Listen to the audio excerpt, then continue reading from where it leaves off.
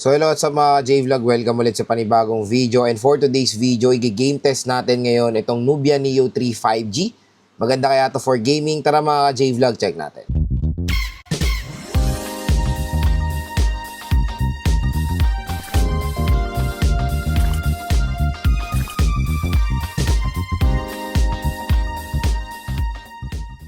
So 5 games ang ating i-test. Meron tayong ML, Genshin, Honor of Kings, COD at WoWa. So maganda yung game space ng Nubia Neo 3 5G.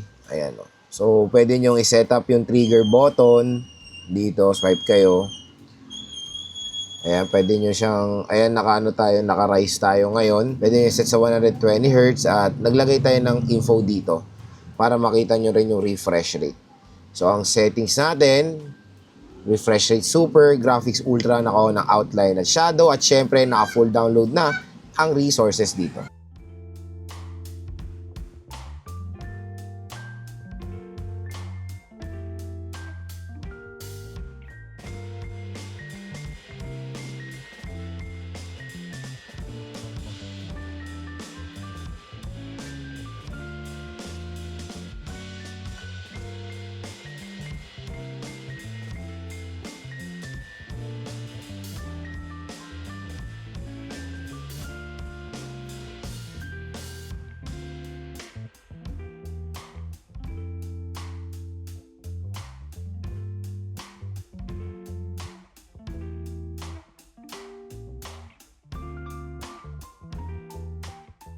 So pagdating sa Mobile Legends, napaka-smooth ng performance dito ni Nubia Neo 3 5G. So pinaka-max niya is 90 FPS. Kung makikita nyo naman dito sa ating meter.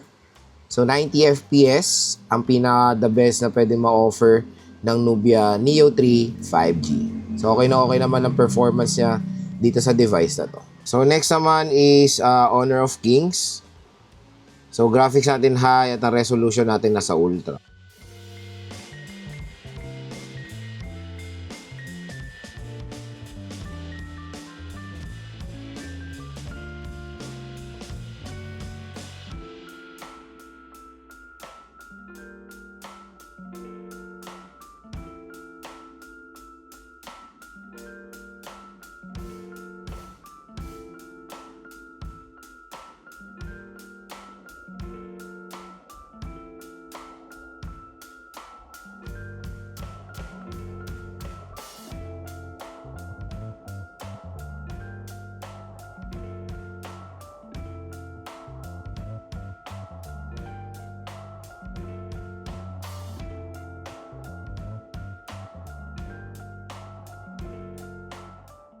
So pagdating sa Honor of Kings, ayan, playable naman siya dito sa Nubia Neo 3 5G at yung frame rate natin mataas din naman, nasa 60 FPS. So smooth naman so far ang paglalaro natin dito sa mataas na settings, kaya playable na playable po ang Honor of Kings dito sa device na to. Sobrang may enjoy nyo naman. So next naman is COD. Ito yung settings natin, both Battle Royale and multiplayer. Graphics medium at yung frame rate natin nasa high.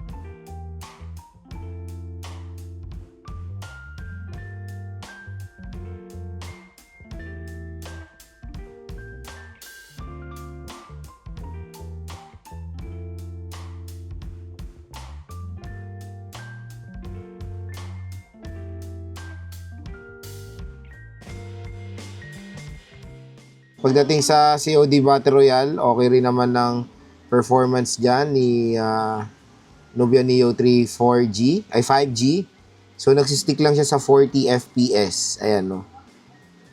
Pero so far, so good naman yung performance niya. Ayan. Movement and all, okay rin.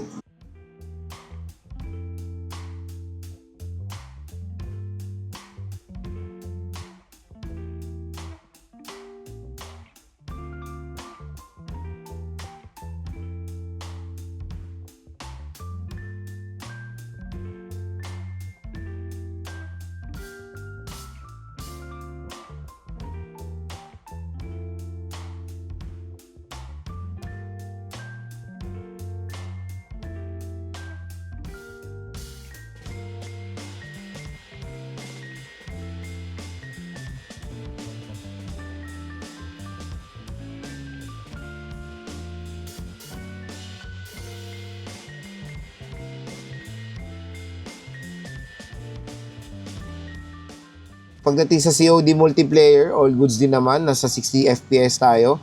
So mas kasi mas light yung load neto compare sa Battle Royale. So next is Wuthering Waves. So resolution high, 60 FPS, quality high. Check natin. Ito yung frame rate meter, naka 60 FPS tayo pero nag-stay lang siya sa mga 30 plus FPS sa Wuthering Waves. Naka high settings tayo dito. So, since hindi tayo naglalaro sa cool environment, medyo mabilis siya mag-overheat. Pero in fairness, nakakagalaw naman tayo ng maayos dito sa WoWa. So, playable naman siya. Pero parang beyond lang siya mga 40 FPS, mga ganyan. Meron mga few frame drops ka may experience from time to time. Pero maganda doon, walang slow movement. Meron kasi di ba minsan nakaka-experience tayo ng mga malalang slow movement, yung hindi ka talaga makakalaro. Pero dito okay naman For a 5G budget smartphone, all goods din. Mabilis lang siya mag-overheat pag nakaset tayo sa high settings. Yun lang talaga pinaka-problem. Pero kahit nag-overheat na siya, hindi siya nag-slow movement naman so far. So yan mga ka-J-Vlog, maganda rin ang performance sa WoWa. Expect nyo may mga frame drops from time to time, pero manageable naman. So next naman is Genshin Impact. Ayan. So syempre set muna natin siya sa pinakamataas sa settings. Check natin kung playable ba itong laro to dito. So graphics natin nasa tayo. Set natin graphics high, FPS 60. Off na natin yung motion blur. On natin, low lang. Okay, so meron tayong frame rate meter para ma-base. Ayan, naglalaro sa 20 FPS pero nakaset to sa 60 So, hindi nyo ramdam yung 60. Pero playable siya Hindi nyo lang maramdaman yung smooth na frame rate niya. Ayan sa motion blur, surprisingly, nakakaya nyo naman. Kasi usually mga ibang game, di ba, pag naka-motion blur, grabe yung slow movement. Dito naman sa Nubia Neo 3, manageable naman yung pagkaano niya. Pero, yan lang, mababa lang yung frame rate niya talaga. May frame drops lang siya from time to time. Pero playable naman po. Try natin i-off yung motion blur. Off natin yung motion blur. Medyo mainit na rin yung smartphone Ito again mga ka-J-Vlog, mabilis po mag-overheat yung phone. Depende sa environment nyo. Lalo na ang init ngayong panahon, di ba? Medyo tumaas yung frame rate niya nung in-off natin yung motion blur. Pero pag may kalaban, bumabalik din sa 20. Overheating, wag na kayo magtanong. Basta pag may heavy games talaga ang lalaroin nyo, expect nyo na yan na mabilis mag-overheat yung device, lalo na pag mainit din yung room temperature. Pero pag nasa aircon kayo, hindi naman ito mabilis mag-overheat. So, playable naman po ang Genshin Impact dito sa Nubia Neo 3 5G. Expect nyo lang meron siya mga few frame drops from time to time. And mga ka-J-Vlog, yung game test natin dito sa Nubia Neo 3 5G. So, 8GB 256 nga tong device na to. At lahat naman ng games sa tinest natin is playable naman dito sa smartphone na to.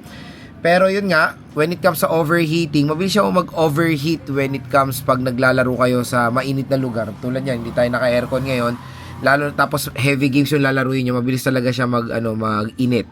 Pero pag maganda naman yung room temperature, hindi naman po mabilis uminit tong device na to. So, yun, lahat naman po ay playable, kaya kung gusto nyo kung gusto nyo makahanap ng isang entry level smartphone na kayang WoWa at Genshin, Maganda rin i-recommend ang Nubia Neo 3 5G pero hindi po ganun ka-smooth ang frame rate niya. Expect nyo na yan dahil entry-level device lang naman to. Kaya kung gusto nyo ng super duper smooth na device, syempre, mag-budget kayo ng mas mahal na smartphone. Pero to, entry-level 5G, makaka-experience kayo dito ng magandang internet connection dahil sa kanyang 5G connectivity at lahat naman po ng games na tinest natin ay playable. Ang maganda rin dito is yung kanyang RGB lighting na gusto rin ng mga ibang ng mga ibang gamers diyan, di ba? At ang maganda rin dito sa Nubia Neo 3 5G yung kanyang game space. Sobrang talaga, convenient. Tapos may ifo-focus siya talaga sa gaming.